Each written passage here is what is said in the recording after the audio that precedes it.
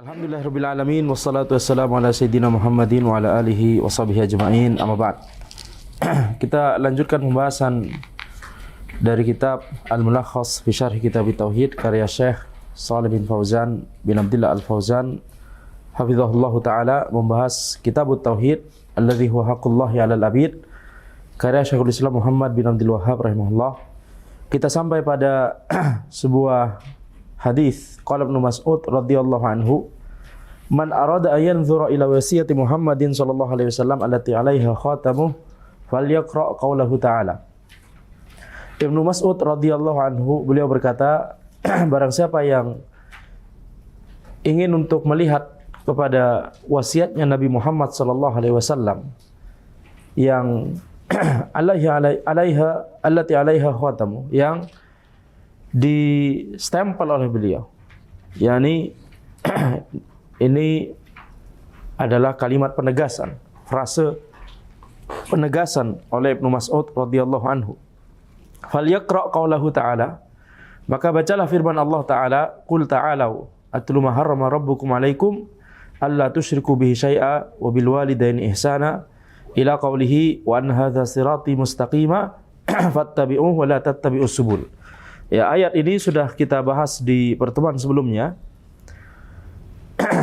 Berisi tentang wasiat dari Allah Subhanahu wa taala kepada para hambanya. Maka di sini Ibnu Mas'ud radhiyallahu anhu, beliau menjelaskan, inilah juga wasiatnya Nabi Muhammad sallallahu alaihi wasallam. Ibnu Mas'ud huwa Abdullah bin Mas'ud bin Ghafil bin Hubayb Al-Hudhali. Bin Hubayb Al-Hudhali. Jadi ini nama dari Ibnu Mas'ud, ya, Abdullah bin Mas'ud. Sahabi jalil minas sabiqin al-awwalin. Beliau termasuk sahabat yang memiliki keutamaan, termasuk orang-orang yang pertama masuk Islam. Tentunya Muhajirin, ya. Beliau Quraisy, berasal dari Makkah, termasuk orang-orang yang pertama kali masuk Islam selain Abu Bakar, selain Utsman, begitu ya. Min kibari ulama is-sahabah, termasuk ulama dari kalangan para sahabat yang yang kibar. Beliau dimudahkan oleh Allah Subhanahu wa taala untuk memahami ilmu. Tidak semua sahabat itu merupakan ulama. Ya, jadi para sahabat ada yang menjadi ulama, ada yang tidak. Tapi semuanya memiliki keutamaan. Tapi tentunya, ya, keutamaan mereka bertingkat-tingkat. Keutamaan para sahabat bertingkat-tingkat.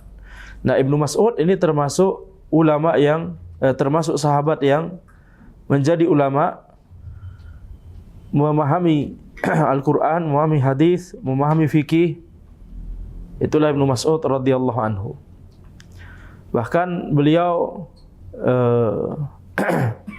ketika beliau pindah ke Irak, ya, maka dari Ibnu Mas'ud inilah kemudian nanti banyak sekali para ulama yang yang bermunculan di tanah Irak dari kalangan tabi'in, yang kemudian nanti pengaruhnya nanti sampai ke Hanafiyah, yakni Al-Imam Abu Hanifah rahimahullah. Beliau guru-gurunya adalah murid-muridnya Ibnu Mas'ud. Jadi ini menunjukkan bagaimana, yakni seseorang ketika memiliki ilmu, maka kemudian ilmunya itu bermanfaat, maka nanti akan, yakni, dibukakan pintu-pintu kebaikan setelahnya. Sebagaimana pada kasus Ibnu Mas'ud di sini, ya, banyak sekali para ulama yang bermunculan setelah beliau. Lazaman Nabi sallallahu alaihi wasallam, beliau melazimi Nabi Muhammad sallallahu alaihi wasallam. Tidak heran mengapa kemudian menjadi orang yang berilmu, karena beliau melazimi Nabi Muhammad sallallahu alaihi wasallam. Beliau mulazamahnya kepada Nabi Muhammad sallallahu alaihi wasallam. Wa tuwfiya sanatain 30 sana wa 30 ba'da al-hijrah. Sanatain wa 30 ba'da al-hijrah atau sanatain wa 30 hijriyatan. Beliau wafat pada tahun 32 Hijriah.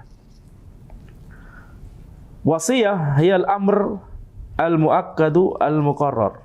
Wasiyah itu adalah perintah yang ditekankan, yang ditetapkan. Jadi perintah yang ditekankan dan ditetapkan itu adalah wasiat. Jadi ketika Allah Subhanahu wa taala mewasiatkan hal-hal yang disebutkan di rangkaian ayat di surat Al-An'am tersebut, ini berarti ini adalah perintah yang ditekankan oleh Allah Subhanahu wa taala.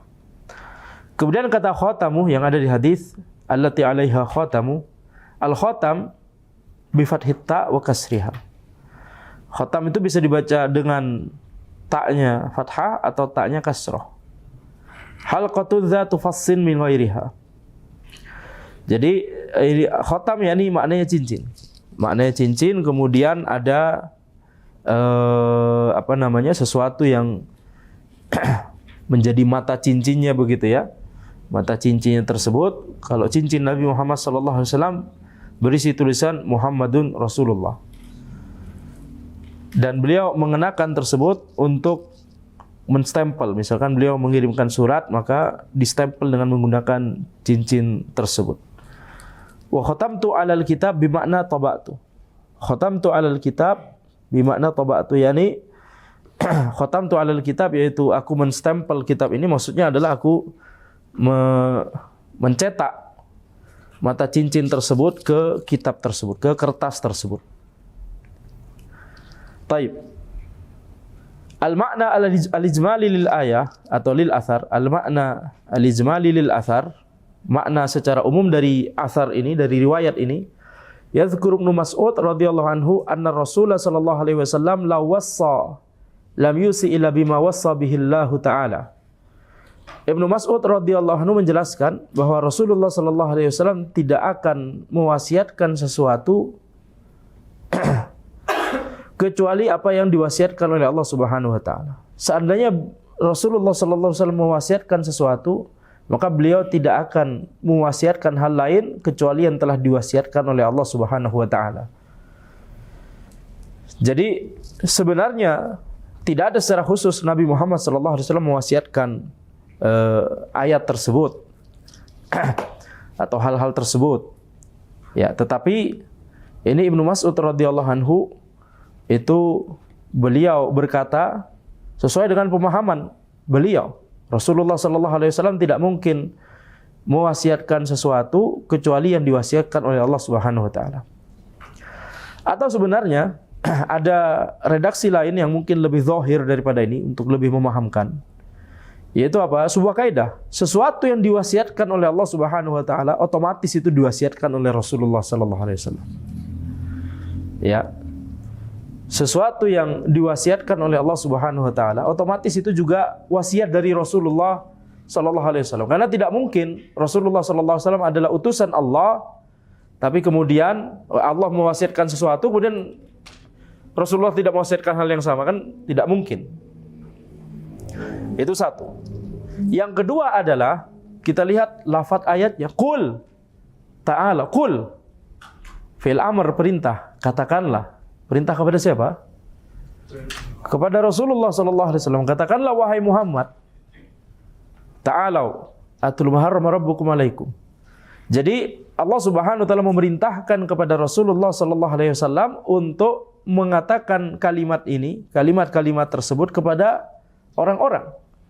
Menunjukkan bahwa kalau itu adalah wasiat dari Allah Subhanahu wa taala dan Rasulullah sallallahu alaihi wasallam diperintahkan untuk mengucapkan kalimat tersebut, ini otomatis berarti jelas bahwa ini adalah menjadi wasiat dari Rasulullah sallallahu alaihi wasallam juga, betul? Nah, jadi ini adalah kaidah yang mungkin lebih zahir ya daripada yang tertera di sini, tapi itu maksud dari Syekh Al-Fauzan hafizahullah, yaitu yang wasiat dari Allah Subhanahu wa taala jelas itu merupakan wasiat dari Rasulullah sallallahu alaihi wasallam juga. Fa innallaha qad wassa bima fi hadhil ayat. Karena Allah Subhanahu wa taala itu sungguh telah mewasiatkan dengan apa yang disebutkan di ayat-ayat tersebut. Li'annahu subhanahu qad khatama kulla ayatin minha biqaulihi. Karena Allah Subhanahu wa taala telah mengakhiri setiap ayat dari rangkaian 3 ayat tersebut itu dengan firman Allah Subhanahu wa taala, "Dzalikum wassaqum bihi."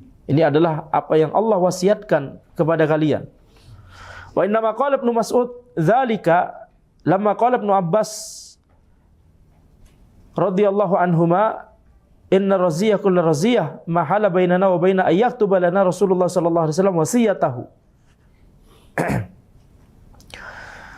Maka Ibnu Mas'ud mengatakan hal ini itu adalah karena Ibnu Abbas radhiyallahu anhuma, beliau berkata, sungguhnya bencana atau musibah yaitu mahala bainana wa baina ayyaktuba lana Rasulullah sallallahu alaihi wasallam wasiyatahu. Itu Rasulullah sallallahu alaihi wasallam tidak menuliskan wasiat beliau kepada kita. Fadzakarahum Ibnu Mas'ud radhiyallahu anhu anna indahum minal Qur'an ma yakfihim. Maka Ibnu Mas'ud kemudian mengingatkan para sahabat bahwa mereka memiliki Al-Qur'an yang itu sudah mencukupi mereka. Fa inna Nabiyya sallallahu alaihi wasallam la wassa lam yusi ila bima fi kitabillah. Karena sungguhnya Nabi Muhammad sallallahu alaihi wasallam itu kalau seandainya beliau mewasiatkan sesuatu, tidaklah beliau kecuali pasti mewasiatkan apa yang ada di Kitabullah, di Al-Qur'an. Ya. Dan tadi yang kita katakan, itu wasiat dari Allah, otomatis itu wasiat dari Rasulullah sallallahu alaihi wasallam. Apalagi Allah Subhanahu wa taala mengawali ayat tersebut dengan qul. Katakanlah. Ya, jadi jelas ini adalah wasiat dari Nabi Muhammad sallallahu alaihi wasallam juga. Jadi enggak perlu secara khusus. Tidak perlu secara khusus Nabi Muhammad sallallahu alaihi wasallam itu mewasiatkan hal tertentu karena itu sudah disebutkan di Al-Qur'an, itu sudah banyak, sudah lengkap, sudah sempurna. Munasabatu hadzal athar lil bab. Kemudian kaitan antara riwayat ini dengan bab ini, bayanu anna ma dzukira fi hadzal ayat kama huwa wasiyatullahi fa huwa wasiyatu rasulihi sallallahu alaihi wasallam. Kaitan riwayat ini dengan bab, yaitu penjelasan ayat ini atau hadis ini, asar ini untuk menjelaskan bahwa apa yang disebutkan di ayat di surat Al-An'am tersebut, 3 ayat di surat Al-An'am tersebut, sebagaimana itu adalah wasiat dari Allah, maka itu adalah juga wasiat dari Rasulullah sallallahu alaihi wasallam. Li'anna Rasul sallallahu alaihi wasallam yusi bima awsallahu bihi. Nah ini kalimat yang tadi Anda sebutkan lebih zahir. Karena Rasulullah sallallahu alaihi wasallam itu mewasiatkan dengan apa yang Allah wasiatkan. Khalas, itu kaidahnya. Ya, jadi tidak perlu khawatir Nabi Muhammad sallallahu alaihi wasallam wafat kemudian enggak ada wasiat secara khusus dari beliau, begitu ya. Tidak perlu khawatir karena itu sudah dicakup di ayat yang di surat Al-An'am tersebut, 3 ayat tersebut. Ini adalah wasiat dari Allah dan ini juga adalah wasiat dari Rasulullah sallallahu alaihi wasallam.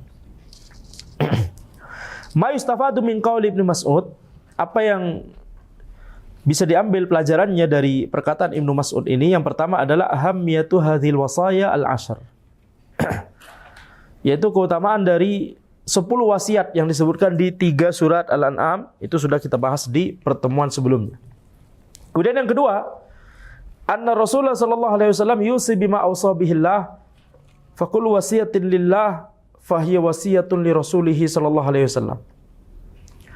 Bahwa Rasulullah sallallahu alaihi wasallam itu mewasiatkan dengan apa-apa yang Allah wasiatkan. Maka setiap wasiat untuk Allah, maka setiap wasiat dari Allah fahiya wasiyatun li rasulih sallallahu alaihi wasallam. Maka itu adalah wasiat dari Rasulullah sallallahu alaihi wasallam. Li di sini kita terjemahkan dari, ya. Wasiat li itu maksudnya adalah wasiat dari, bukan wasiat untuk. Maka setiap wasiat dari Allah itu adalah wasiat dari Rasulullah sallallahu alaihi wasallam. Khalas. Ya, ini tadi yang kita katakan kaidah yang lebih zahir. Kalau pakai yang redaksi yang tadi, seandainya Rasulullah sallallahu alaihi wasallam mewasiatkan, maka Rasulullah sallallahu alaihi wasallam tidak mewasiatkan kecuali apa yang Allah wasiatkan. Masih ada kata seandainya. Itu kurang kuat. Secara kalimat kurang kuat. Ya, karena ada kata seandainya. Berarti kan seolah tidak terjadi kan sekarang. Jawabannya adalah terjadi, khalas. Kaidahnya adalah setiap yang Allah wasiatkan itulah yang diwasiatkan oleh Rasulullah sallallahu alaihi wasallam. Apalagi Allah memerintahkan di depan. Qul, betul tidak? Katakanlah wahai Muhammad. Jelas ini berarti Allah memerintahkan wasiat dari Allah ini untuk menjadi wasiat dari Rasulullah sallallahu alaihi wasallam juga. Betul? Nah, untuk menutup syubhat saja. Untuk menutup syubhat. Kalau kalimatnya seandainya Rasulullah SAW mau mewasiatkan sesuatu, maka, nah berarti apa? Berarti seolah ada pemikiran bahwa beliau nggak mewasiatkan sesuatu, betul tidak? Tapi faktanya adalah beliau mewasiatkan. Ini otomatis. Apa yang disebut di ayat tersebut perintah dari Allah Subhanahu Wa Taala kepada Rasulullah SAW. Jadi yang diperintahkan pertama kali di ayat tersebut Rasulullah SAW untuk mengatakan kalimat-kalimat tersebut, wasiat-wasiat tersebut kepada umat beliau. Baru kemudian setelah itu perintah berikutnya adalah kepada umat beliau untuk melaksanakan apa yang diwasiatkan. Betul? Justru Rasulullah SAW yang diperintahkan pertama kali di sini di rangkaian ayat tersebut. Nah, kemudian ini juga ada sebuah kaidah. Setiap perintah dari Allah kepada Rasulullah SAW, hukum asalnya adalah itu juga perintah kepada umat beliau. Jadi setiap dari orang-orang yang berdakwah itu harus menjadikan wasiat-wasiat tersebut sebagai wasiatnya ketika berdakwah. Dan apa yang pertama disebutkan? Qul ta'alau atlu ma harrama rabbukum 'alaikum alla tusyriku bihi syai'a. Itu yang disebutkan pertama kali. Jangan berbuat kesyirikan sama sekali. Jadi masalah akidah, setelah itu masalah-masalah yang lain, birrul walidain, betul tidak? Jangan membunuh, jangan berbuat curang, dalam masalah takaran dan seterusnya. Masalah-masalah lain disebutkan. Tapi masalah yang pertama apa? Wasiat yang pertama di rangkaian ayat tersebut, jangan berbuat syirik kepada Allah Subhanahu Wa Taala. Jadi setiap dai harus menjadikan akidah dan tauhid, dakwah akidah dan tauhid itu sebagai intisari utama dari dakwahnya. Ya. Karena ada kaidah tadi, setiap perintah dari Allah kepada Rasulullah SAW, hukum asalnya adalah itu juga perintah kepada umat beliau. Jadi ketika Allah Subhanahu wa taala berfirman, "Qul," katakanlah wahai Muhammad. Nah, itu berarti otomatis menjadi perintah kepada setiap umat beliau, khususnya yang berdakwah di jalan Allah Subhanahu wa taala. Taib. Kemudian faedah yang ketiga, umku ilmi sahabah wa diqqatu fahmihim li kitabillah. Dalamnya ilmu dari para sahabat dan bagusnya pemahaman mereka, rincinya, telitinya pemahaman mereka terhadap kitabullah. Yani mereka adalah orang-orang generasi yang paling memahami kitabullah dan sunnah Rasulullah SAW. Bahkan sampai-sampai Imam Syafi'i rahimahullah ta'ala, beliau menjelaskan bahwa kalau sudah sahabat menjelaskan sesuatu, maka kita mengikuti apa yang dijelaskan oleh mereka, apa yang dipahami oleh mereka. Imam Syafi'i rahimahullah, beliau sampai berkata, apa yang dianggap baik oleh para sahabat kepada kita itu lebih baik daripada apa yang kita baik untuk diri kita sendiri. Bahkan kita sendiri tidak, yakni bisa jadi menganggap sesuatu yang baik untuk diri kita sendiri, padahal itu sebenarnya keburukan. Kalau sudah sahabat mewasiatkan sesuatu, itulah yang terbaik untuk kita, walaupun kita merasa sesuatu yang lain itulah yang lebih baik. Jadi Imam Syafi'i mengakui bahwa para sahabat itu memiliki keilmuan yang mendalam terhadap kitabullah dan sunnah Rasulnya sallallahu alaihi wasallam. Ini yang bicara Al-Imam Syafi'i, bukan sembarang orang.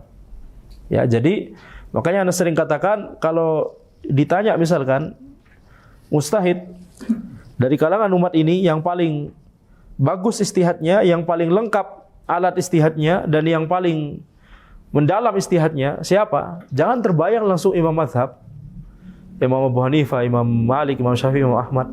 Mereka dari generasi tabi'in. Yang harus kita bayangkan pertama kali adalah generasi para sahabat. Ya, mereka gurunya para tabi'in, kemudian tabi'in itu gurunya tabi'in. Jadi jangan terbalik. Jadi para sahabat itulah yang paling lengkap alat ijtihadnya. Yani skill dan kemampuan untuk bisa ijtihad. Siapa yang paling lengkap? Para sahabat. Ya. Mereka misalkan bahasa Arab, kalau generasi tabi'in bahasa Arab harus belajar banyak dari syair jahiliyah misalkan, dari itu adalah kehidupan sehari-harinya para sahabat. Ya. Generasi tabi'in harus belajar kaidah-kaidah kepada guru mereka para tabi'in.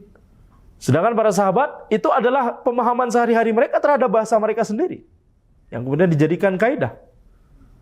Ya, jadi para sahabat itu tidak perlu mempelajari banyak ilmu syar'i secara akademik begitu ya.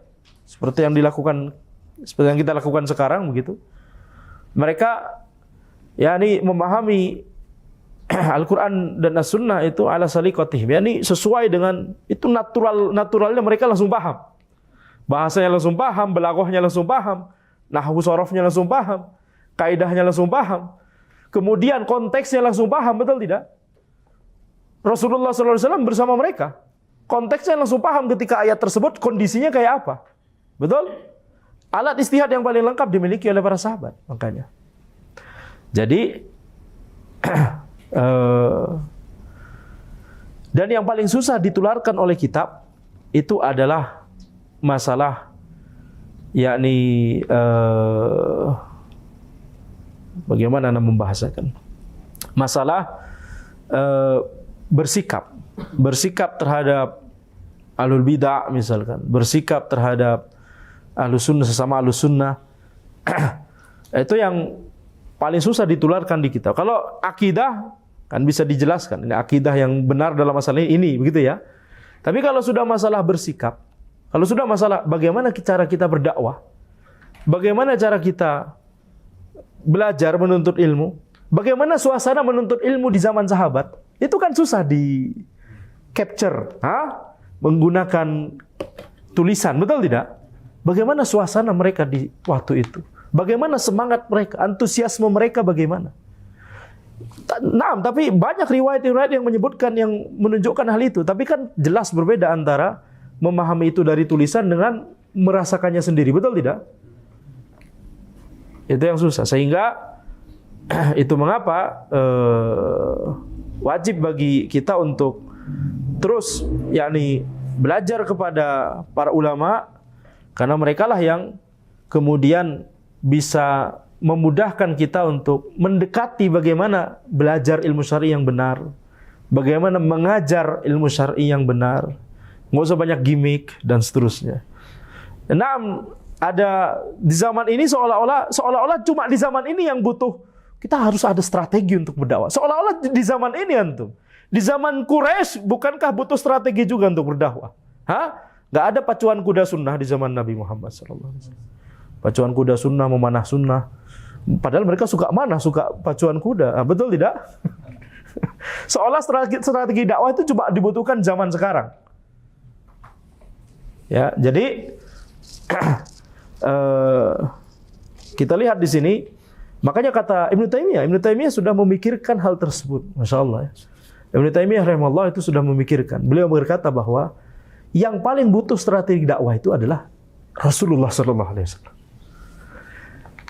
Kalau di zaman sekarang yang antum dakwahi, alhamdulillah sebagian mungkin orang kafir, tapi sebagian kaum muslimin, betul tidak? Di zaman itu kafir masih. Kaum muslimin masih sedikit dan mereka ditindas. Yang paling butuh strategi itu adalah Rasulullah SAW. Tapi apa yang dilakukan oleh Rasulullah SAW? Apakah beliau fokus pada ilmu, mengajarkan ilmu, mengajarkan Al-Quran dan As-Sunnah secara ilmiah, atau beliau cari-cari strategi-strategi, kemasan-kemasan, ya itu bagus juga. Maksudnya mengemas dakwah itu ada pentingnya juga, tetapi tidak boleh kemudian nanti berujung kepada kompromi, mengkompromikan. Terus nanti makin lama makin banyak gimmicknya, makin banyak keanehan-keanehan. Itu madharat kalau sudah banyak keanehan-keanehan yang terjadi. Ya, jadi kita malah mengikuti menurunkan wibawa ilmu mengikuti permintaan pasar, bukan kemudian menunjukkan ini wibawa ilmu yang seperti ini. Ya. Secara psikologis, orang kalau sudah pikiran yang paling utama adalah permintaan pasar, maka makin lama dia akan menjauh dari yang namanya ilmu. Belajar ilmu seperti ini jadi bosan. Kalau sudah bosan seperti ini, maka apa yang dilakukan? Ya banyak gimmick itu. Itu semua dilakukan karena bosan. Bosan apa? Bosan untuk membahas ilmu secara ilmiah seperti ini. Tapi kalau kita fokus pada pembahasan secara ilmiah, walaupun misalkan kita mengajarkan sebuah kitab berkali-kali, tetapi kita fokus pada faedah-faedah ilmiah, maka insya Allah kita akan mendapatkan banyak faedah baru, walaupun kita mengajarkan matan yang sama berkali-kali, kitab yang sama berkali-kali. Ya, kita lihat misalkan para ulama atau seperti penulis sendiri, Syekh Shalih bin Fauzan bin Abdillah Al-Fauzan hafizahullah. Dari zaman beliau masih muda sampai sekarang, cara dakwah beliau sama. Gak ada gimmick-gimmick. Cara dakwah beliau sama. Kerasa berkahnya tidak? Kerasa manfaatnya? Itu yang benar seperti itu. Bukan kemudian yang cari gimmick-gimmick, wah sekarang permintaan pasar, sekarang generasi sekarang itu TikTok. Bagaimana kalau misalkan, ya, mari kita arahkan dakwah kita bagaimana supaya appealing kepada mereka. Oh, istilahnya appealing. Ya, kita harus lebih soft spoken. Seolah para ulama nggak soft spoken selama ini. Ya, karena jadi malah tahu istilah-istilah itu gara-gara ini mahasiswa angkatannya Harith ini mana, dan yang lebih muda daripada Harith ini, ya. Dia istilah appealing, soft spoken, apalah macam-macam. Teracuni sedikit-sedikit ya. Ya, sehingga mari kita bikin video pendek, Ustadz. Gimana video pendeknya? Ya nih, ini kamera Ustadz, habis itu Assalamualaikum. Ya begini. Ngapain antum ya? Antum bikin malu aja deh. Biasa aja lah. Boleh misalkan faedah-faedah ilmu dikemas dalam video-video ringkas, betul tidak? Tapi wibawa ilmu harus tetap dijaga, itu maksud Anda. Jangan kemudian ikut-ikutan, begini-begini, habis itu orang-orang sibuk apa dulu manekin. Yang diem begitu, kemudian kameranya jalan begitu. Kemudian kita dakwah ikutan formatnya begitu, ngapain? Betul? Jadi jangan ikut-ikutan yang seperti ini. Dan jangan juga ikut-ikutan dengan istilah-istilah yang ada di, misalkan Facebook misalkan, kalau kita antum punya website, kemudian antum bikin Facebook page, apa istilahnya di Facebook page? Fanpage. Sehingga yang nge-like itu fans. Kemudian sebagian orang mengatakan, Assalamualaikum para fans bla bla bla.com. Menggunakan istilah itu jangan. Itu bisa menggeser hati antum. Makin lama nanti yang dipikirkan adalah, oh ini fans ana. Ajib ya nih. Ya jangan gunakan, walaupun itu istilah yang digunakan Facebook sendiri apa? Fanpage, betul tidak? Tapi kita menggunakan media itu cuma untuk menyebarkan ilmu, bukan kemudian wah ini fanpage, berarti ini fans ana nih ya. Maka mari kita lestarikan kalimat tersebut sehingga menyebut follower di situ menjadi apa? Nah, istilah follower juga, betul tidak? Kita harus mengajarkan orang-orang untuk antum bukan menjadi yakni follower taklid maksudnya. Ikuti kalau itu ada dalilnya, jangan ikuti kalau tidak ada dalil. Walaupun itu diri Anda sendiri ya. Paham tidak? Jadi ini yang harus dibiasakan. Sehingga tidak boleh kemudian yang namanya dakwah itu kemudian ikut-ikutan apa yang ada di pasar, apa yang ada di media teknologi tersebut ya. Jangan ikut-ikutan. Kalau itu bisa menciderai keikhlasan, bisa menciderai wibawa ilmu.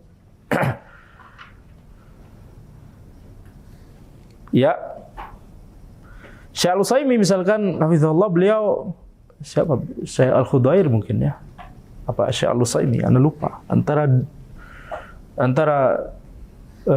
beliau Syekh Al-Khudair atau Syekh Al-Utsaimin hafizahumallah, beliau berkata bahwa zaman sekarang itu naruh CV para ulama ya di website itu kayaknya mudah sekali. Beliau intinya merasa berat dengan hal tersebut. Ditaruh di CV. Misalkan beliau jadi anggota Lajnah misalkan, kemudian kan pasti ada CV-nya ditaruh di gurunya siapa ya. Dulu belajarnya di sekolah apa, kemudian kampus apa, S1 kapan, S2 kapan, S3 kapan, gitu ya.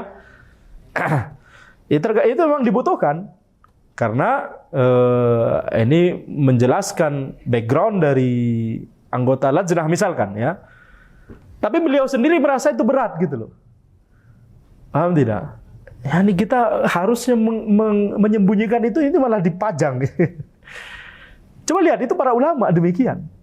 Bukan kemudian, oh Masya Allah ini website ana, antum yang nge-like fans, blablabla.com. Beda atau sama? Beda. Itu yang dicontohkan oleh para ulama kita. Jangan bermain-main ke masalah kayak begitu gitu loh. Masalah hati terbolak-balik, betul tidak? Nah, jadi ya itu harus tidak boleh kita terjerumus ke dalam hal-hal tersebut. Baik. Umku ilmi sahabah wa diqqatu fahmihim li kitabillah. Ini faedah yang disebutkan oleh Syekh Al-Fauzan, yaitu dalamnya ilmu sahabat dan telitinya pemahaman mereka terhadap kitabullah.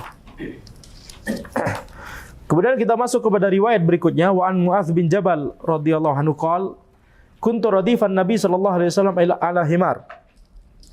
Dari Mu'adz bin Jabal radhiyallahu anhu bahwa beliau berkata, aku boncengan bersama Nabi Muhammad sallallahu alaihi wasallam ala himar, di atas keledai. Jadi dibonceng oleh Nabi Muhammad sallallahu alaihi wasallam. Mu'adz dibonceng. Jadi yang depan adalah Nabi Muhammad sallallahu alaihi wasallam, yang belakang Mu'adz. Faqala li ya Mu'adz, atadri ma haqqullahi 'alal ibad wa ma haqqul ibadi 'ala Allah. Kemudian Rasulullah sallallahu alaihi wasallam bersabda, wahai Mu'adz, apakah engkau tahu apa hak Allah kepada para hambanya dan apa hak hamba kepada Allah, terhadap Allah?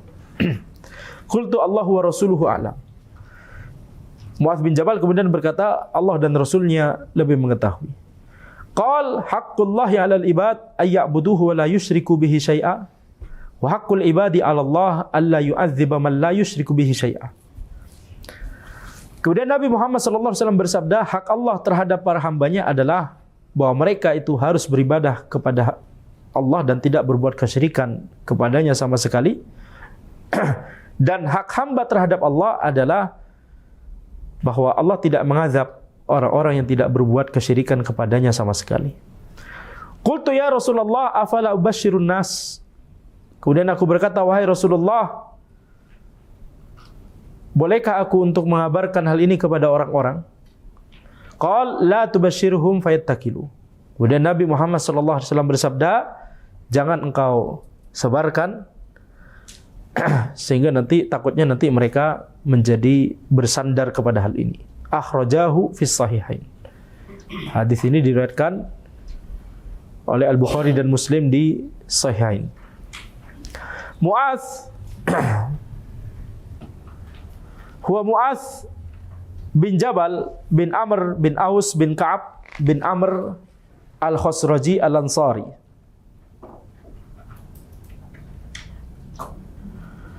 Ya, jadi ini Mu'adz bin Jabal bin Amr bin Aus bin Ka'ab bin Amr al-Khosraji al-Ansari. Beliau dari kalangan Ansar, dari suku Khosraj. Al-Khosraji. Jadi ada dua suku di Madinah, yaitu suku Aus dan Khosraj. Mu'adz bin Jabal termasuk Khosraj.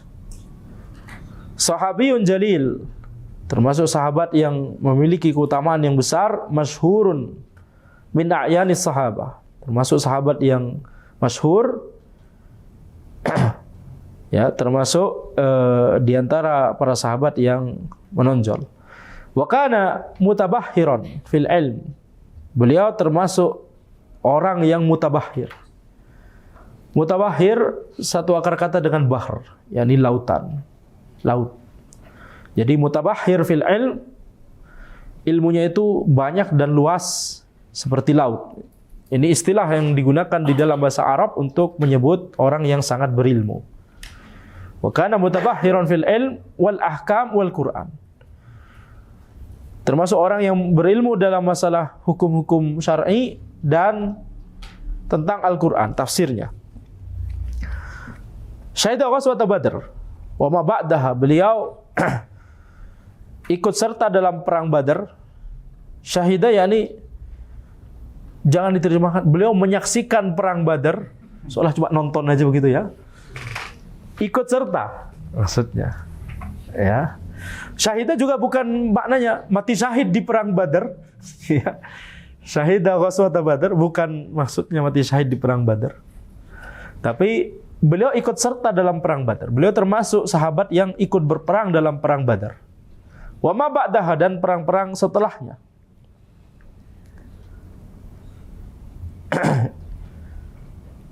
Taib. Wastakhlafahu Nabi sallallahu alaihi wasallam ala ahli Makkah yaumal fath.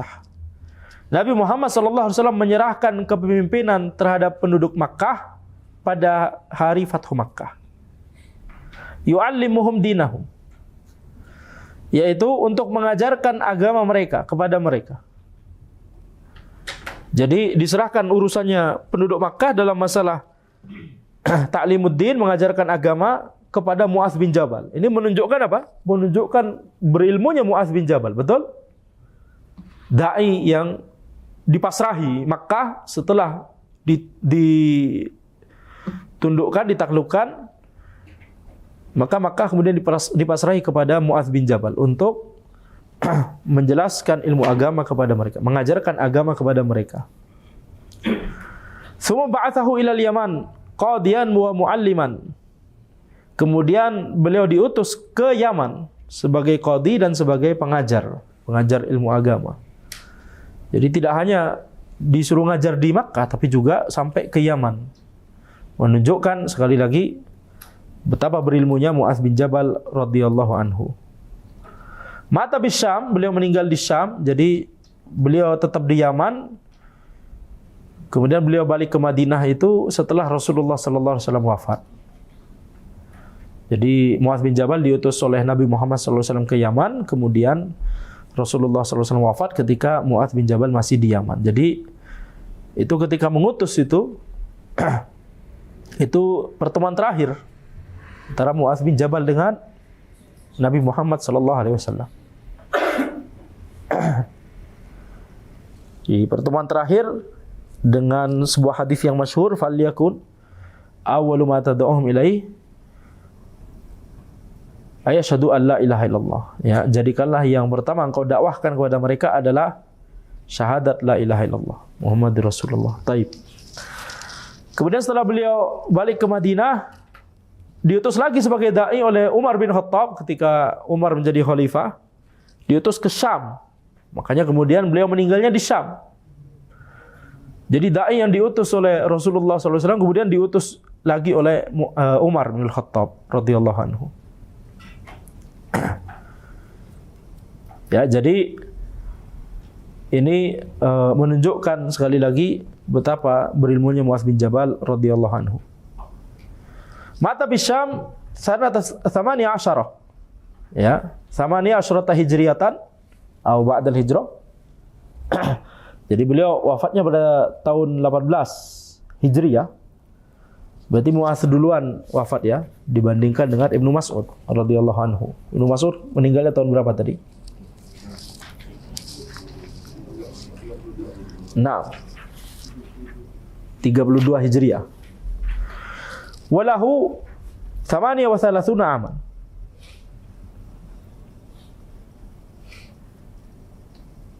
Ya, dan usia beliau saat itu 38 tahun ya.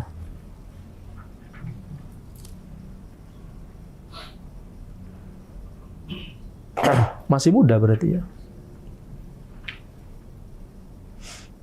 Nah,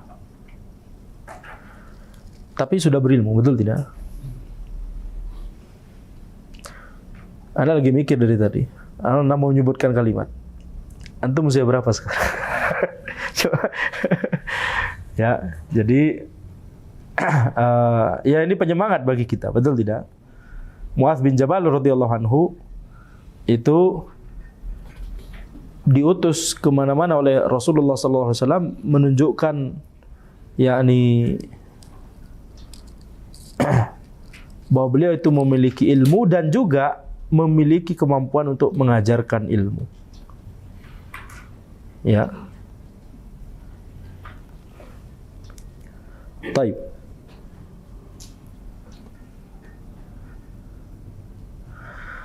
Radif, ar-radif huwa alladhi tahammalahu khalfaka ala dhuhri dabbah.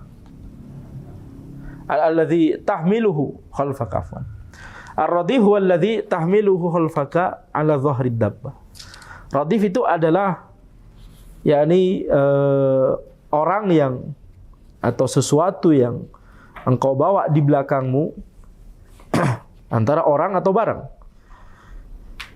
Tapi biasanya digunakan untuk orang, ya. Yang engkau bawa di belakangmu di atas hewan tunggangan. Jadi boncengan. Orang yang dibonceng. Atadri hal ta'rif. Atadri maksudnya adalah apakah engkau tahu? Karena tadi sabda Nabi Muhammad SAW, Atadri mahaqqullahi 'alal ibad wa mahaqqul ibadi 'ala Allah. Apakah engkau tahu apa hak Allah terhadap hambanya dan apa hak hamba terhadap Allah? Jadi atadri maknanya adalah hal ta'rif. Haqqullah ma yastahiquhu wa yaj'aluhu mutahattiman 'alal ibad. Yang dimaksud hak Allah itu adalah apa yang Allah berhak terhadap hal tersebut dan apa yang Allah jadikan itu wajib terhadap para hambanya. Mutahattiman, mutahattim yakni wajib.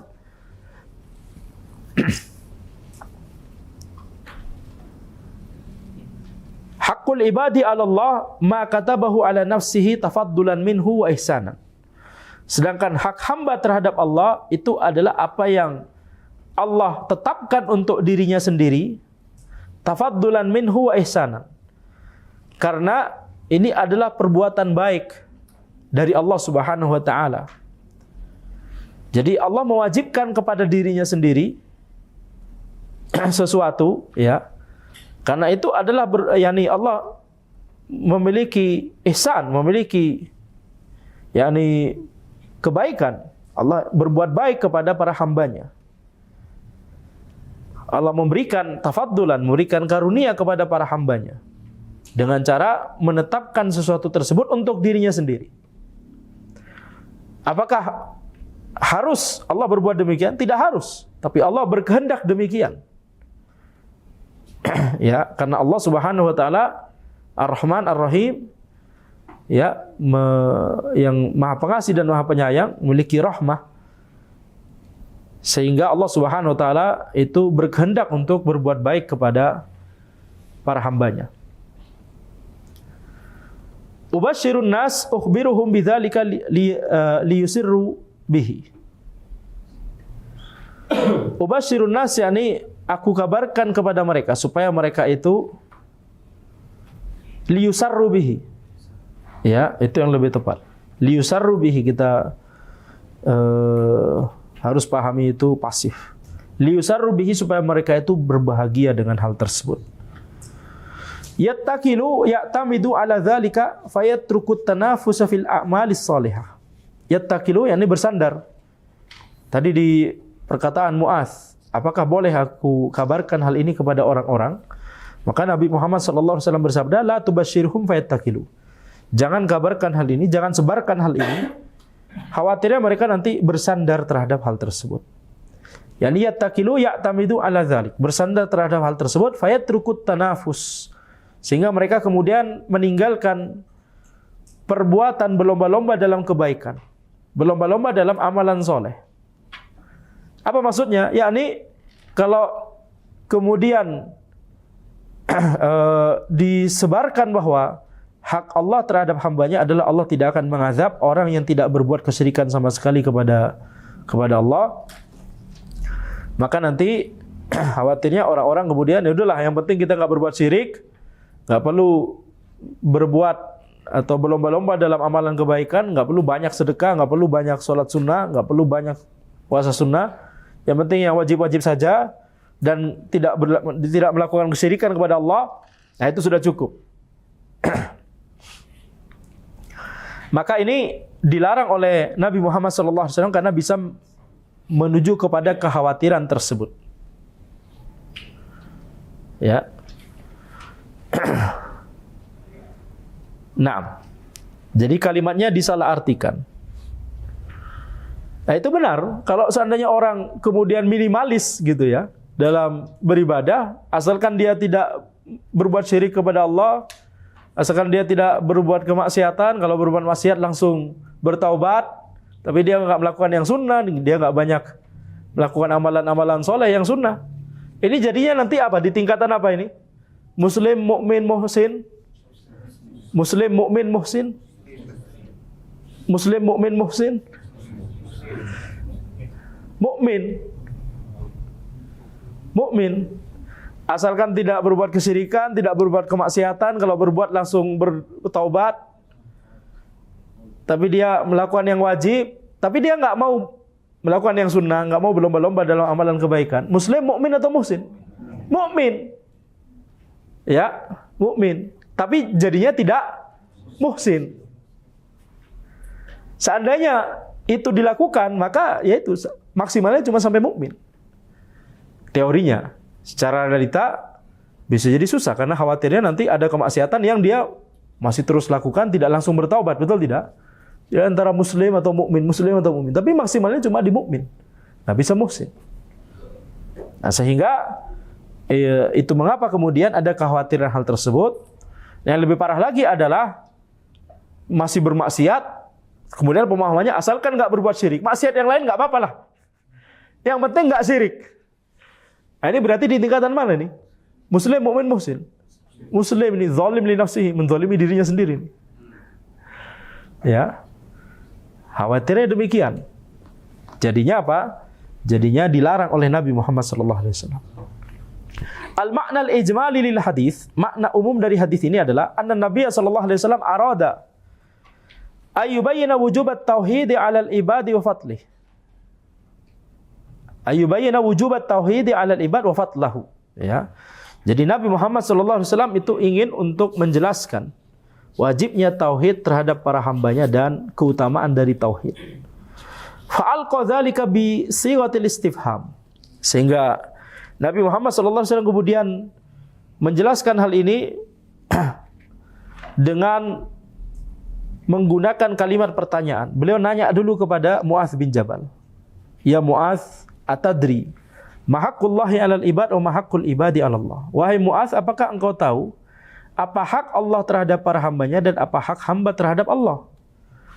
Jadi Nabi Muhammad SAW itu bertanya menggunakan lafaz pertanyaan liyakuna auqa'a fin nasi wa ablagha fi fahmil muta'allim, supaya ini menjadi lebih terpatri di dalam diri manusia dan lebih bisa dipahami oleh orang yang belajar, oleh para tulabul ilm, oleh para sahabat. Jadi ilmu itu terkadang harus digunakan kalimat pertanyaan begitu ya, supaya orang kemudian kepikiran masalah tersebut, dia mikir dulu sebelum dia tahu jawabannya. Jadi ini diantara metode mengajar Nabawi, dalam bentuk pertanyaan, tanya jawab. Ya, dalam bentuk tanya jawab. Ini metode mengajar Nabawi. Di antara bentuk metode mengajar Nabawi adalah dalam bentuk tanya jawab seperti ini. Jadi ini yang dilakukan oleh Nabi SAW. Falamma bayyana li Mu'adz fadlat tauhid. Ketika kemudian Nabi Muhammad SAW menjelaskan kepada Mu'adz keutamaan dari tauhid, yaitu ketika seseorang mentauhidkan Allah, tidak berbuat kesyirikan sama sekali, maka Allah tidak akan mengazabnya. Ista'dzanahu Mu'adz ayukhbiru bidzalika an-nasa liyastabshiru. Mu'adz kemudian minta izin untuk mengabarkan hal tersebut kepada orang-orang agar mereka itu menjadi bahagia, menjadi senang yakni dengan adanya hadis ini. Ini adalah kabar gembira. Allah tidak akan mengazab selama tidak berbuat kesyirikan kepada Allah sama sekali. Famana'ahu Nabi sallallahu alaihi wasallam min dzalika khaufan min ayyatabidan nasu ala dzalik. Maka Nabi Muhammad sallallahu alaihi wasallam melarang Mu'adz khaufan min ayyatabidan nas, khawatir orang-orang itu akan bersandar kepada hal ini, fayuqallilu minal a'malis shalihah, sehingga kemudian mereka menjadi mempersedikit mengerjakan amalan soleh. Nah, di sini kita lihat tentunya ini benar, yaitu ketika seseorang itu tidak berbuat kesyirikan kepada Allah sama sekali, maka Allah tidak akan mengazabnya. Tapi yang dimaksud di sini adalah ketika ini digabungkan dengan dalil-dalil yang lain, karena yang namanya belajar ilmu harus menggabungkan berbagai dalil. Yang namanya menyimpulkan sesuatu dalam ilmu syar'i itu harus menggabungkan seluruh dalil yang berbicara tentang tema tersebut. Karena al-ba'd yufassirul ba'd. Ya, sebagian dalil menafsirkan sebagian yang lain. Itulah karakteristik dari dalil-dalil Al-Quran dan As-Sunnah. Yaitu mereka saling menjelaskan satu sama lain. Jadi yang dimaksud dengan tidak mengazab di sini adalah ini ada dua kemungkinan. Tidak mengazab di neraka secara selamanya atau tidak mengazab di neraka sama sekali. Ada dua kemungkinan. Ya, setiap ada kalimat yang berkaitan dengan azab di neraka, maka ada dua kemungkinan. Azab di neraka tersebut maksudnya selamanya, atau azab di neraka tersebut walaupun sebentar saja tidak selamanya. Ada dua kemungkinan. Dan dua kemungkinan tersebut sama-sama bisa dipahami demikian, sama-sama dicakup oleh hadis tersebut atau dalil tersebut. Nah, contohnya hadis ini. Orang yang tidak berbuat kesyirikan kepada Allah sama sekali, maka nanti dilihat kalau dia amalan kebaikannya lebih berat daripada amalan keburukannya. Masih ada amalan keburukan walaupun bukan syirik, tapi misalkan ghibah misalkan gitu ya. Tapi kalau amalan kebaikannya lebih berat, maka apakah dia diazab di neraka walaupun sementara? Tidak, insya Allah langsung masuk surga. Atau bahkan bisa jadi langsung masuk surga tanpa dihisab. Kalau masih dihitung mana yang lebih berat, itu kan berarti masih dihisab. Tapi intinya kalau kondisinya hal tersebut kemungkinan yang terjadi adalah seperti itu, maka dia tidak mendapatkan azab sama sekali. Tapi kalau misalkan ada orang yang dia tidak berbuat kesyirikan kepada Allah, nah, tapi dia melakukan dosa lebih banyak daripada amalan kebaikannya. Atau dia melakukan dosa besar tapi bukan syirik. Dia tidak melakukan kesyirikan kepada Allah, tapi dia pembunuh serial killer misalkan begitu. Ya. Sehingga dosanya lebih banyak daripada amalan solehnya. Maka bisa jadi dia diazab terlebih dahulu di neraka walaupun secara sementara. Maka ini berarti hadis ini tetap berlaku untuk dia. Yaitu dia tidak mendapatkan azab dari Allah selamanya di neraka. Hadis ini tetap berlaku.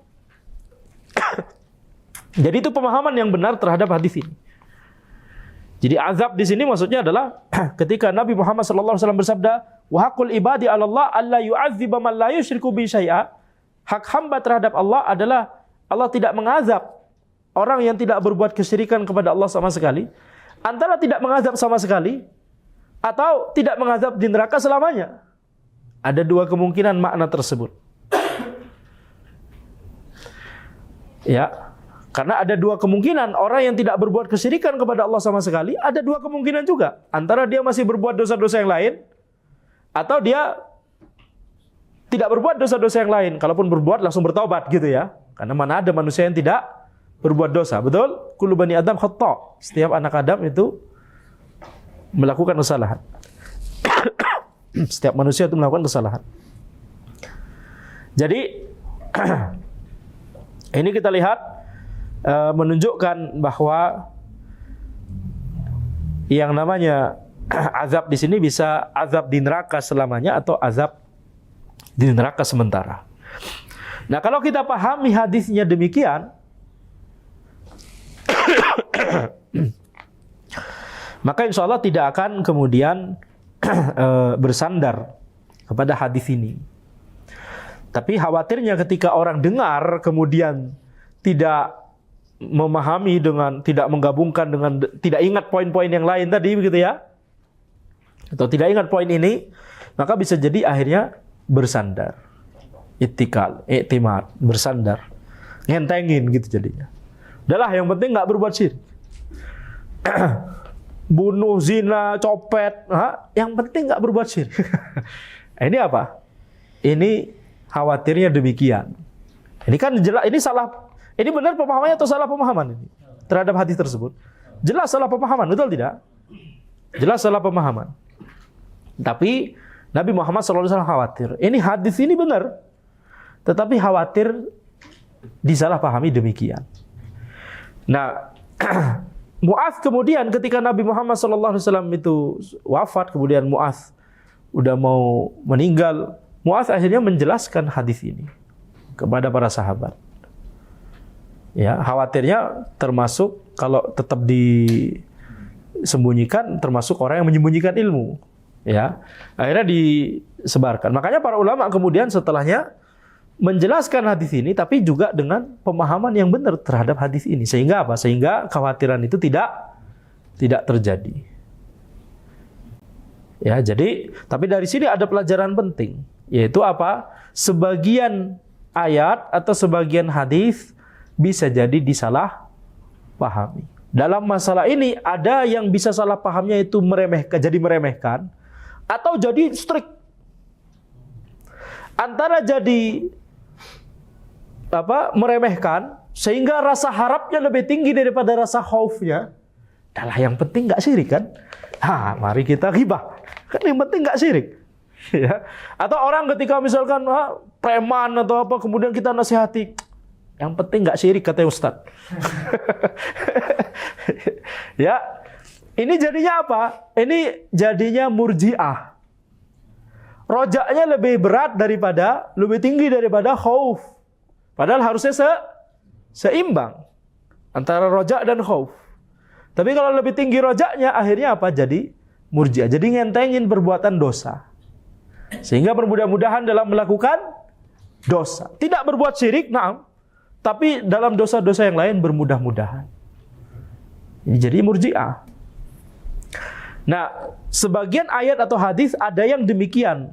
Kalau kita cuma memahaminya dengan pemahaman yang tanggung, tidak benar gitu, tidak lengkap, maka nanti bisa ngarahin pemahaman kita ke arah yang ngentengin tadi. Tapi ada juga sebagian ayat dan dalil yang kalau kita pahami dengan pemahaman yang tanggung atau pemahaman yang salah bahkan, atau tidak lengkap gitu ya, maka nanti akan mengarahkan orang tersebut rasa khaufnya lebih tinggi daripada rasa rojaknya, rasa berharapnya. Jadi ketika disebutkan tentang azab neraka, tentang pokoknya ayat-ayat yang bersifat ancaman, khaufnya lebih tinggi daripada rojaknya, sehingga nanti menjadi khawarij. Khawarij adalah rasa khaufnya lebih tinggi daripada rojaknya, sehingga dia jadi khawarij. Sebagian orang tidak paham apa hubungan kalau rojaknya lebih tinggi, sehingga rojaknya lebih tinggi daripada khauf, sehingga dia kemudian jadi murji'ah, yakni ngentengin perbuatan maksiat. Kan langsung paham gitu ya, orang ini ngentengin perbuatan maksiat, yakni dia bisa jadi berkata, asalkan nggak syirik, dah ini mau berbuat ghibah, mau apa, nggak masalah. Datangkan itu, walaupun itu ada 1000 penyanyi perempuan kafir dari Amerika datang ke Indonesia, nggak akan menggoyahkan iman dari itu. Perkataannya murji'ah itu kayak gitu. Ya, disadari atau tidak disadari, itu adalah perkataan yang bersumber dari keyakinan murji'ah. 1000 Lady Gaga datang ke Indonesia tidak akan menggoyahkan keimanan. Ya, berarti apa? Ngentengin perbuatan maksiat, betul tidak? Nganggap itu nggak akan menggoyahkan keimanan kita. Ini orang cenderung paham kalau masalah yang ini. Kalau rojaknya lebih tinggi daripada khauf, jadi murji'ah dan itu bahaya, orang paham. Tapi kalau sebaliknya, kalau khaufnya lebih tinggi daripada rojak, rasa takut lebih tinggi daripada rojak, kenapa jadi khawarij yang kemudian jadi teroris? Apa hubungannya? Ya, maka kebetulan ini ada yang lagi ada orang ceramah. Ini hubungannya. Ketika seseorang itu membicarakan hadis tentang fitan akhir zaman, kemudian diterapkan kepada masalah kontemporer tertentu, ada seseorang yang ceramah di YouTube kemudian disebarkan, yang kemudian mengatakan bahwa hadis ini berisi tentang fitnah akhir zaman, di Syam akan muncul pemimpin begini begitu, dikaitkan dengan ini yang dimaksud hadis ini adalah Presiden Suriah sekarang, Ahmad Ash-Shara. Ahmad Ash-Shara itu adalah keturunan Quraisy. Nah, setelah itu bisa jadi Ahmad Ash-Shara itu sendiri yang dimaksud, tapi yang dimaksud di hadis itu katanya Ahmad Ash-Shara. Habis itu nanti ada orang keturunan Quraisy berikutnya. Nah, apakah ini Imam Mahdi dan seterusnya orang ini, atau setelah Imam Mahdi? Intinya adalah, kesimpulannya adalah ini sebentar lagi ini Imam Mahdi keluar. antara setelahnya Ahmad Ash-Shara atau setelahnya lagi, intinya sebentar lagi. Mengaitkan sebuah hadis akhir zaman tertentu kepada kejadian kontemporer, kepada figur tertentu, ini kata para ulama berbahaya. Ini kaidah tafsir yang salah besar. Menafsirkan hadis tertentu. Kenapa? Karena hadis tersebut itu sifatnya umum. Dan hadis tersebut bisa jadi mengacu kepada banyak kejadian. Tidak hanya satu saja. Bisa jadi nanti yang seperti Ahmad Ash-Shara, walaupun misalkan ciri-cirinya sama, walaupun misalkan Ahmad Ash-Shara termasuk yang dicakup oleh hadis tersebut, bisa jadi nanti masih ada Ahmad Ash-Shara berikutnya yang ciri-cirinya sama, tapi kan berarti kan masih lama, betul tidak? Paham tidak? Berarti kan Imam Mahdinya keluar masih lama, betul? Walaupun kita sudah akhir zaman. Tapi ketika kita kemudian mentanzil, menerapkan hadis itu kepada figur ini, maka ada pemahaman bahwa ini sudah sebentar lagi. Ngapain antum kuliah? Perang kita ke. Jangan ketawa, ini beneran di antara sebab terbesar yang membuat banyak orang terekrut jadi teroris adalah gara-gara pembahasan hadis akhir zaman dikaitkan kepada kejadian kontemporer tertentu. Ini hadis ini sudah terjadi, ini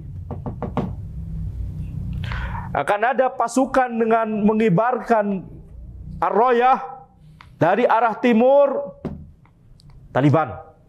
Mereka sudah punya kekuasaan. Atau Ahmad Ash-Shara, lihat itu sudah punya kekuasaan, tinggal menghimpun kekuatan jadi pasukan. Sebentar lagi Palestina akan, tentunya kita mengharapkan itu Palestina segera, betul tidak? Tapi maksudnya adalah kaitannya itu yang pembicara itu mengatakan bahwa ini Al-Mahdi sebentar lagi keluar. Nah, ini fenomena seperti ini mengkaitkan hadis akhir zaman yang butuh ijtihad untuk kemudian bisa menyimpulkan bahwa hadis ini maksudnya kejadian ini, itu butuh ijtihad besar. Para ulama besar itu gak banyak yang berani membahas hal ini. Antum lihat misalkan kitab-kitab hadis, syarah hadis. Kalau bicara hadis tentang akidah, hadis tentang fikih, itu diperas itu. Faidah yang bisa kita ambil dari hadis ini adalah 1, 2, 3, sampai belasan, sampai puluhan. Kalau bicara akidah, kalau bicara fikih. Kalau bicara hadis akhir zaman, gak ada. Para ulama besar ketika mensyarah hadis ini maknanya adalah sekian, ini akan terjadi di akhir zaman, selesai. Lanjut hadis berikutnya. Tidak kemudian menganalisa, ini kayaknya waktu itu kejadian kontemporer ini begini begitu, ya, gak ada. Para ulama besar ini. Kemudian ada orang yang bukan ulama besar kemudian berani menyimpulkan bahwa hadis ini maksudnya adalah Ahmad Ash-Shara, Presiden Suriah sekarang. ya, ini akan berujung kepada mafasid yang besar, yang banyak. Yang tadi Anda sebutkan, di antara sebab terbesar banyaknya, terutama anak-anak muda yang menjadi teroris adalah apa? Setelah mendengarkan kajian-kajian yang bahasanya adalah mengkaitkan hadis akhir zaman ke sebuah kejadian kontemporer tertentu, ar-rajm bil ghaib, ya, bicara gak ada landasannya, ini ya bicara sembarangan tanpa ilmu. Kemudian itu dikatakan bahwa hadis ini bicara tentang kejadian ini atau figur ini, atau berarti apa? Sebentar lagi sudah akan keluar. Dan antum nggak usah kuliah antum. Sebentar lagi nih, 4 tahun lagi misalkan, atau sekian tahun lagi misalkan, atau berapa tahun lagi misalkan. Ini sebentar lagi. Ya, harus gabung kita ke sana. Itu pemikiran mereka, betul tidak? Ini di antara sebab terbesar. Makanya berbahaya ketika orang tersebut kemudian yakni ada kajian tersebut, mungkin dia tidak sadar atau mungkin dia sadar. Kalau sadar lebih parah, berarti kan ini alat dia untuk merekrut, betul tidak? Kalaupun dia tidak sadar, tetap kita katakan ini bahaya. Malah orang tersebut diundang ke podcast artis yang hijrah tadi, yani itulah artis hijrah tapi kemudian nggak belajar dengan benar, ya, berbahaya. Jelas ini? Jadi jelas sekarang ketika khauf lebih tinggi daripada roja, ketika sudah disebutkan ini hadis akhir zaman, ini sudah terjadi nih. Ini Presiden Suriah sekarang, khaufnya lebih tinggi atau rojanya lebih tinggi atau imbang? Khauf lebih tinggi. Kalau khauf lebih tinggi, gampang antum untuk dicetak jadi teroris. Ya. Jadi itu diantara penjelasannya. Mengapa para ulama menjelaskan Khawarij itu khaufnya lebih tinggi daripada roja. Taib. Munasabatul hadis lil bab, kaitan hadis ini dengan bab ini, anna fihi tafsirat tauhid bi annahu ibadatullah wahdahu la syarikalah. Bahwa di dalam hadis ini ada penjelasan tentang tauhid, yaitu bahwa tauhid itu adalah beribadah kepada Allah saja dan tidak berbuat kesyirikan kepada Allah sama sekali. Ma yustafadu minal hadis, pelajaran yang bisa diambil dari hadis ini adalah tawadu'un Nabi sallallahu alaihi wasallam haitsu raqibal himar wa ardafa alaih. Tawaduknya Nabi Muhammad sallallahu alaihi wasallam, yaitu ketika beliau itu mengendarai keledai. Nabi Muhammad sallallahu alaihi wasallam mengendarai keledai. Bukan kuda, bukan unta. Pada saat itu beliau tidak masalah sama sekali mengendarai keledai di depan publik. Karena beliau adalah seorang nabi, seorang rasul, seorang khalifah, begitu ya, mengendarai keledai. Wa ardafa alai, dan beliau boncengan bahkan. Yang namanya pemimpin itu pasti akan cenderung untuk kendaraannya adalah untuk dirinya sendiri, betul tidak? Yang lain kalau bisa jalan, jalan aja, jangan ikutan sama Anda. Tapi ini kita lihat, Nabi Muhammad SAW membonceng Mu'adz bin Jabal. Khilafah ma'alahi ahlul kibr. Ini menyelisihi orang-orang yang sombong. Pasti tidak mau kemudian boncengan dengan rakyatnya atau orang di bawahnya. Pelajaran kedua, jawazul irdaf ala dabbah idza kanat tutiku dzalik.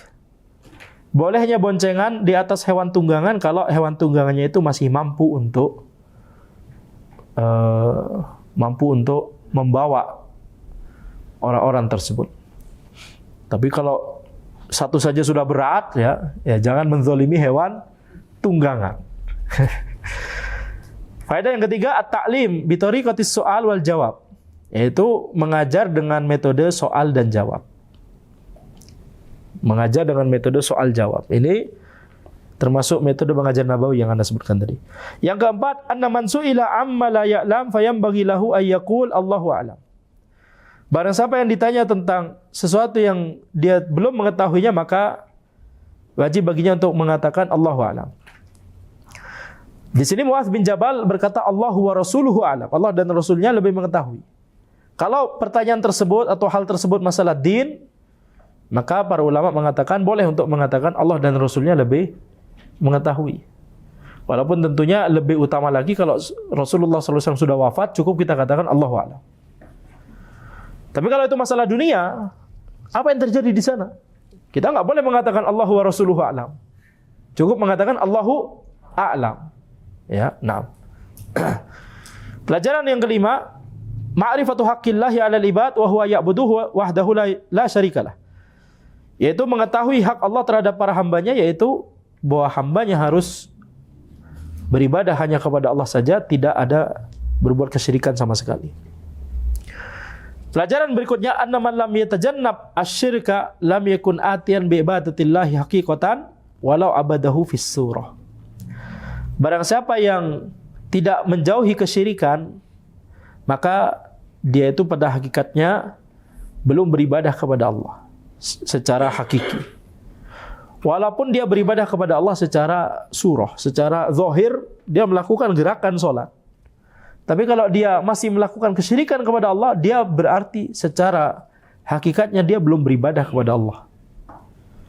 Walaupun secara zahir dia melakukan amalan sholat, dia melakukan amalan puasa, zakat, tapi dia masih berbuat kesyirikan kepada Allah, maka pada hakikatnya dia belum beribadah kepada Allah. Kemudian pelajaran yang ketujuh, fadlut tauhid wa fadlu man tamassaka bihi. Keutamaan dari tauhid dan keutamaan orang yang berpegang teguh kepada tauhid. Yaitu tidak akan diberikan azab oleh Allah Subhanahu wa taala sesuai dengan yang perincian yang tadi kita sebutkan, ya, pemahaman yang sahih yang tadi kita sebutkan. Pelajaran ke-8, tafsirut tauhid wa annahu ibadatullahi wahdahu wa tarkus syirik.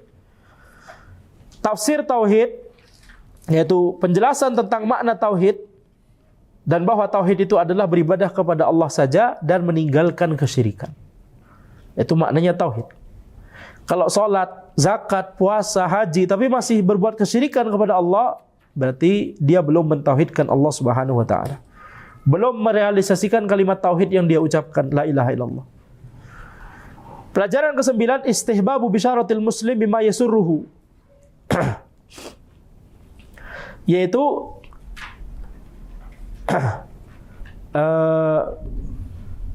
disunahkannya untuk memberi kabar bahagia kepada muslim dengan sesuatu yang membahagiakannya. Pelajaran ke-10, jawazu kitmanil ilmi lil maslahah. Pelajaran ke-10 adalah bolehnya menyembunyikan ilmu ketika itu ada maslahat. Dan yang ke-11, ta'addubul muta'allim ala ma'a muallimihi. Yang ke-11 adalah beradabnya seorang penuntut ilmu terhadap gurunya.